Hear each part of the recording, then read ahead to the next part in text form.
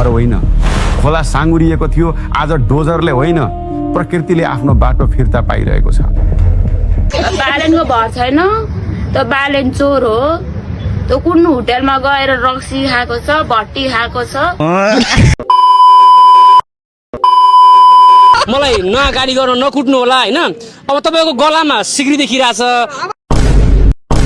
तपाईँलाई फेरि मान्छेले हुकुमबासी भन्ला नि। मेरो कुरा सुन्नु न, केही त सुन्नु न, हिजो आउँदाखेरि मेरो कुरा सुन्नु, म आउँदा कपडा होइन नि त सिक्री त, कपडा होइन नि त सिक्री त। कसैले सोधे कसैले खोजे बसाइ सर्यो भन्दिउला। इनोभेसन सेन्टर बालेनले किन नबनायो भन्दाखेरि उसलाई टेक्नोलोजीको मिनिङै थाहा छैन।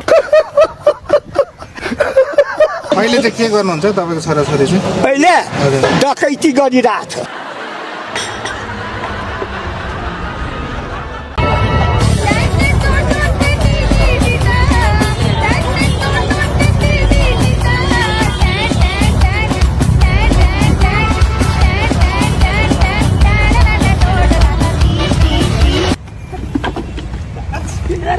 के भयो डिस्टर्ब नगर्नु यार, मान्छेलाई यहाँ कस्तो दुःख भएको छ। होइन के भयो भन्न त, म पनि सहयोग गरौँला। के भयो चाहिँ के? अस्ति सरकार अब भत्काउन आउने भनेर आयो, अलिअलि 1-2 किलो सुन्दै त्यो खला ठुलो कुन चाहिँ भौडामा हालेर कहाँ हाले ओ टेन्सन भयो त यार, कता गाडी दिस भन्नु म पनि लिन्छु अलिकति। ओइ ला यार जेसीबीले इटा फाल्दैछ। ओइ ओ दाइ रोक्नु दाइ, हर्क सम्म श्रमदान गर्न अहिले।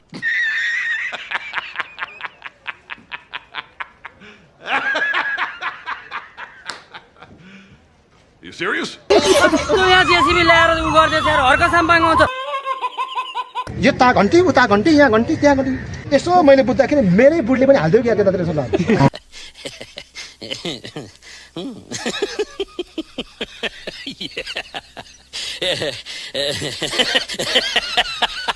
यो सुकुम्बासीको घर हो, त्यो पनि काठमाडौँको मुख्य सडक छेउमा।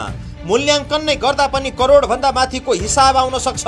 तर यो घरका मालिकले आफूलाई दशकौंदेखि सुकुम्बासी पहिचान देखाएर राज्यमाथि लुट मचाइरहेका थिए। सुकुम्बासीको यस्तो घर देख्दा व्यापार व्यवसाय गरी राम्रै आर्थिक हैसियत बनाएकाहरू पनि बेहोस हुन सक्छन्। हिजो आन्दोलन गरौँ न, यसलाई रोकौँ भन्दा नआउने, अहिले घर भत्काउने पछि फोन गरेका गर्छन्। अब अहिले सुकुम्बासीका मान्छे मलाई फोन गरेका रहेछ।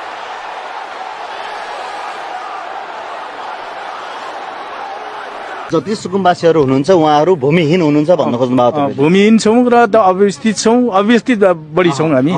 अन्त पनि जग्गा छ। भर्खरै ल हाँस्नुहोस् त, भर्खरै हाँस्नुहोस्, भर्खर हाँस्यो होइन, अहिले भर्खरै हाँस्नु, त्यहीँबाट हाँस्नुहोस् ल, हाँसिहाल्नुहोस्।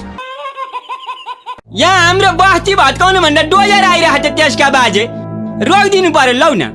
हजुरले कहिले केही काम पर्यो भने मलाई भन्नु भन्नुभएको थियो नि, कहिल्यै केही भन्नु हजुर, ल आजै भन्नु, यो डोजर चाहिँ रोकिदिनु पर्यो हजुर। तपाईँ गाडी तपाईँको हो? हो, यो गाडी मेरै हो, यो घर पनि मेरै हो। मेरो बहिनी चाहिँ ब्राजिलमा हो, डक्टर गर्दै हुनुहुन्छ। भाइ चाहिँ इन्जिनियर हो इथियोपियामा, र मेरो यो म सुकुम्बासी।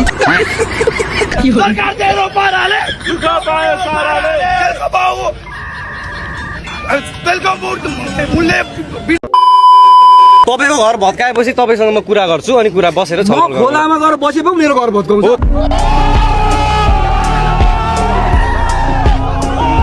8,000 रुपियाँ खर्च गरेर घन्टीमा मेरो छोरा गयो, छोरी गयो, आफू गयो, लाज लाग्दैन बालन चोरलाई।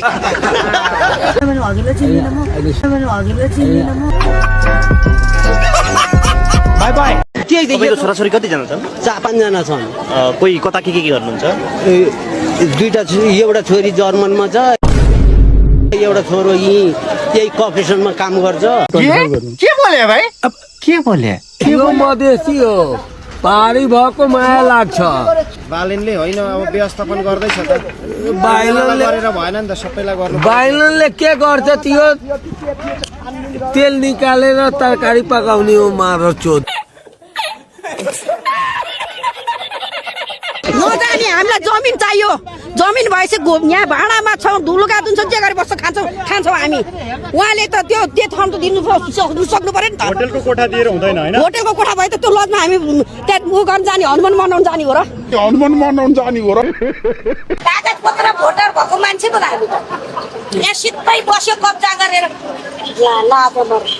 त्यसै बसिन्छ गरिब हो हामी के को सुकुम भाइ मेरो छोरी डक्टर भई होइन मैले पढाएँ मैले भाँडा मोलेर पढाएँ कुचो लाएर पढाएँ दुनियाँ दुःख गरेँ होइन भत्काएको थिएन र मेरो छोराछोरी मैले डक्टर इन्जिनियर पढाएर अहिले मेरो छोरी गाडी चढेर हिँड्यो भने मेरो छोरी त सुकुम्बासी हो नि कुन चाहिँ हो तपाईँको यही गरौ सामान निकाल्न पाउनु कहाँ निकाल्छ सबै कुरो मेरो लकेट हिजो चुटेर मैले फ्रिजको माथि राखेँ त्यो कहाँ छ मेरो 5 लाख पैसा दराजमा छ